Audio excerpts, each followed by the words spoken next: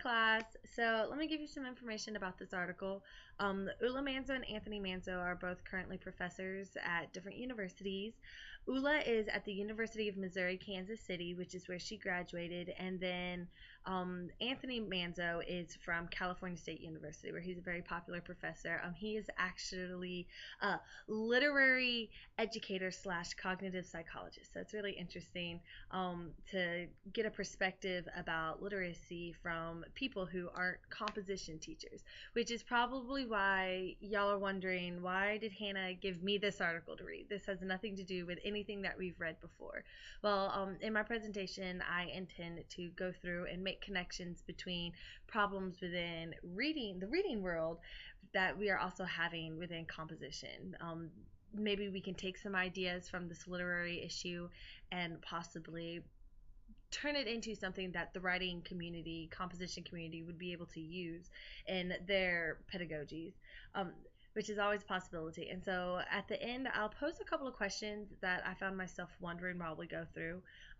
First, this reminded me of tests that I used to take in elementary school, and the study went through 1993 through the year 2000, which is the research that the Manzos base their article off of. And during this time, I was in elementary school, and we would have to take these things called accelerated reader tests. With the little AR books, they have blue dots, and I think they still do the same thing. Not totally sure. Don't know anybody in elementary school right now, but when I was taking them, I was always proud of myself because I was able to read at a higher level. I was always two colors ahead with two dots. I never read books with only one dot. Those were always easy. And then I would take these comprehension tests online to make sure that I was comprehending what the book was saying. Main ideas, basic details, being able to place things beginning, middle, and end. And so that's one of the reasons why I picked this article, because it's really interesting to see something that I was doing as a child has been turned into some research, and it is helping teachers with their pedagogies. And it's interesting that all of this is for elementary school, and the people that have been studied are first, second, third, fourth, sometimes fifth graders. And issues that we are seeing within the elementary school are similar to problems that we have within college freshman composition classes. So a little more background on why I chose this is when I was looking for articles for my project, I came across this, and it is talking about the IRTI, the Informal Reading Thinking Inventory. And I thought it would be interesting for us to read about and consider, like I said before, as a possible method that we could take and turn into a way that we can do research as composition teachers to help better students with their writing. So hang on with me as we go through this. The first thing I want to look at is that this reading comprehension assessment has ran into similar issues with evaluating student cognition as writing composition has. And it reveals a common trend for educators in general, that we don't know the appropriate pedagogical style that will be most useful for students as a whole. And it isn't necessarily the educator's fault, because there has not been within the composition community an appropriate conclusion on to why students are having troubles with writing. We can't seem to figure it out. Is it because we're not able to invent enough? Are we not giving them correct assignments? Well, for reading, the issue was that students were not being asked the right questions, that it was just surface lines, reading the lines, reading between the lines, but students weren't reading beyond the lines. That's where a lot of issues began to arise from them. So I wonder if students for composition aren't being given the right assignments. And I don't know if the assignments aren't correct or the way the assignments are being written to the students. Maybe our composition teachers are having problems with communicating to students what we're trying to get them to learn. So it leads me to a problem with who decides what students should and should not be learning. Renee, you've told us many times that you wish you could do certain things, but they're not within Georgia standards. So why can't they be within Georgia standards? And I think that standards within state schooling are relying on standardized test results that the government takes and generalizes for all students. And they try to create a very common curriculum for every single region within Georgia, for every single county, for even schools within that county. Everybody needs to be unified, uniformed. We need to be machines, basically. But that's impossible. That's, well, I mean, it's not impossible. Everything's possible. But why I say it's impossible is because, well, option one within the paper, it's on page 236. It actually suggests that how one reads is virtually a projective test of how one perceives the world and one's place in it. The minds of the children and older students for whom educators have responsibility are as complex and different from one another as any DNA sampling. This is a statement that we have come across many times within the conversation of composition. Students learn, retain, and then retell differently because they're not machines. We are humans who have different schemas, different patterns within our minds of understanding the world. So when a teacher gives an assignment, one student might completely understand, oh, hey, the teacher's asking me to become creative, write about any experience I want to, and then they'll be able to go and find an experience that they can write about and relate it to the audience.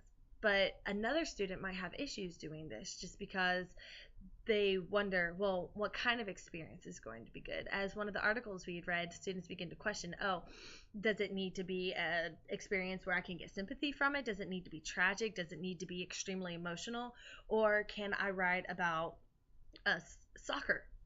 For example, can I write about a basketball game? Can I write about me riding my bike to school this morning? Students begin to question, even though the teacher is more than likely asking for anything just to get those creative juices going, just to encourage the students to write something. But when we have these standards and we have to have students write specific things and have specific results, it's hindering, it's limiting student writing. If we are trying to retain students by not being so harsh, then why can't we change the face of the university? It's really hard to encourage a lot of students to want to write. And I'll get to that issue in a second. But since the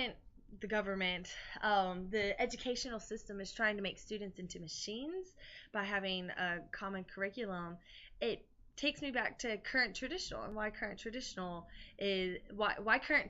isn't the accepted method of composition anymore, because as we saw with the Harbor's Handbook, it made students mechanized. They were able to see a specific code and know exactly what it means, and if they don't, they go and read about it. But we don't encourage that anymore because students are so different. They learn differently. They need to be taught differently. And which is another issue we run into. We don't have time to do those one-on-ones. IRTI tests, I used to be a peer mentor for a second grader. And whenever I would go in, take them out so we could hang out, the teacher would be in the process of doing these IRTI tests. And she would sit down students individually, get them to read a passage to her, and she would go through the percentage as we saw them expressing within the article. They would go through this method, and then she'd be like, oh, the student's not reading well, but she read well last time. Well, what's going on? She might not be reading well on Wednesday because maybe she woke up this morning and she didn't get the Pop-Tart she wanted. She might not be having a good day, so she doesn't have any motivation to want to read well. Students, especially at a younger age, they don't understand the motivation behind needing to read well. They don't know why they're being tested. A lot of students look at it as a comparison thing, which is one of the things I used to have a problem with peer editing. It can be intimidating to a person because they don't want to be looked down upon by their peers as stupid, ignorant. Sometimes people don't want to answer a question in class because they're afraid that it's going to be wrong, and all the other students in class are going to make fun of them. And that's a completely different idea with social constructions and everybody wanting to fit in. But let me go to a part that I really wanted to talk about. In the article, it talked about different ways to assess student reading and figure out that student's level of reading and where one should be reading to gain the maximum from a piece of text. And this idea could be implemented within writing. Students should not be compared to each other with their writing, but rather they should be evaluated by their own individual growth and development. And yes, it's good to compare. So it's, oh, I always wanted to be that student with the highest grade. So I wanted to know how everybody else is doing. But not all students learn that way. Not all students can be motivated that way. And so that this idea of the portfolio would implement this idea of getting results by comparing or studying how a student progresses. And if a style is not working, then we can try a different one. And like we've said, it's really hard to have this one-on-one going on, but if teachers are able to do it at elementary school, we can find a different way to do it in high school and college levels. And the portfolio. I know, Renee, you've talked about the portfolio. Brett, you've talked about the portfolio. And I've never had to prepare a portfolio, and so I've never understood what it would be useful for. It's, oh, let me compile all of my work together. But now I understand more why it'd be useful, because you can see a student's progress throughout an entire semester at the end. Yes, it's a little bit more work on the teacher, but you go to school for so long for a reason. You're getting this education in order to help educate students. Isn't that the main goal of educators, to better the students? And in my opinion, that is. And everybody should have that kind of motivation, which leads me to this idea of self-assessment that they talk about in the article a couple of times. We have talked about the Harbrace Handbook. It's a form of self-assessment. Teachers will say, this is what's wrong, now go and learn. And even at the Student Success Center, we encourage students to not need to come back. We want to teach them how to teach themselves. But those ideas are not the issue. The issue is students are not motivated. Students need to be motivated. And without motivation, it is hard to get somebody to enjoy writing. Most students don't enjoy writing just because it's become something, I don't even know what it's become. It's become this hated subject. I've mentioned this before in my response papers, that students don't want to write because they don't see a need for it. They don't understand why they need to be good writers, so they don't have the motivation to be a good writer. They're going to make the grade necessary in order to pass the class, but a lot of students don't even have the motivation to have 4.0 semesters. And I say a lot, which there's always those people who do. There's people who are motivated, and those are the best students. Those are the ones who don't need help. They're the ones who don't need the teacher pushing and prodding. They don't need that extra explanation. They're already good at it, or they understand what to do because they have that motivation. But students do not understand the importance of writing in today's society, which would bring in this writing studies course. Read about writing, see why it's successful to have good writing, why it's good for you, and see how awesome rhetoric can be. If students understood the power of being a good rhetorician, then I don't know. Yeah, I think rhetoricians could take over the world. I mean, look at the president. A lot of students understand that the president talks well, so of course he's gonna have people support him. But they don't understand the sneakiness behind it. That's a whole other issue that we could talk about for a while. But coming back to this idea of motivation, it makes me want to pose a question, and I would love for y'all to attempt to ask this. This is one of the questions that I'm going to write up at the end for you to answer. But the question is, how can we motivate students to want to be successful writers? And these are just some sub questions to make you think a little bit more. But is it necessary for there to be a change in elementary schools to have heavier writing based assignments? Or is it middle and high school education that needs to shift to a different composition method? Or is it really the job of the first year composition teacher to structure a course that motivates students want to write? So think about that. And of course, I'll write it down so y'all can look at it a little bit more.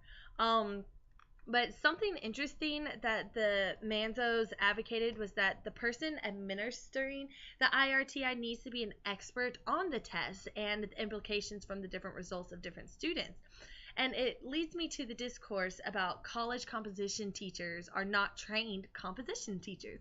We've talked about this plenty of times, that their real enthusiasm is literature, what they got their PhD in, American literature. But how do you translate a PhD in American literature into teaching students how to write and how to enjoy writing? So I think I would like to suggest that we need to have more rhetoric and composition master's programs throughout um, the United States. And I know the last article that we read that advocated for this, it was in the process. So I think we have more than we used to, but why not even more? Why not have it as a focus? And then universities should hire these rhetoric and comp teachers to teach first year writers. It shouldn't be somebody that doesn't want to, because they don't have the motivation for students to want to have the motivation to write. If you don't have the motivation to want students to be good writers, and you're just doing it because you have to, so you can get tenure, or so you can stay at the college, no, that's not right. And I know budget is always an issue within colleges, and everybody these days wants to do everything the cheapest way. That's, well, different topic. But if we're sacrificing student education for cheapness, what's the point? Because we're just going to keep downgrading as a society. So I want you guys to also, another question I want you to think about is, why don't we hire specialized teachers to teach composition and rhetoric? Yes, we do, but I think Dr. Fike, you told us there's maybe 3, 4 at the university, and we have 30, 60 different composition classes. We don't have enough teachers for that.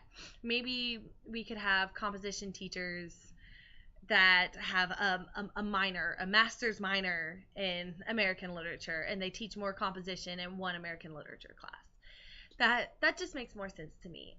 So to sum up everything that I've talked about, because I don't want y'all to have to watch this too much, the reason why I chose a reading article to discuss in our rhetoric and composition class is because elsewhere within the discipline of English in general, they are realizing wrongs. They are coming up with new ideas, doing different kinds of research.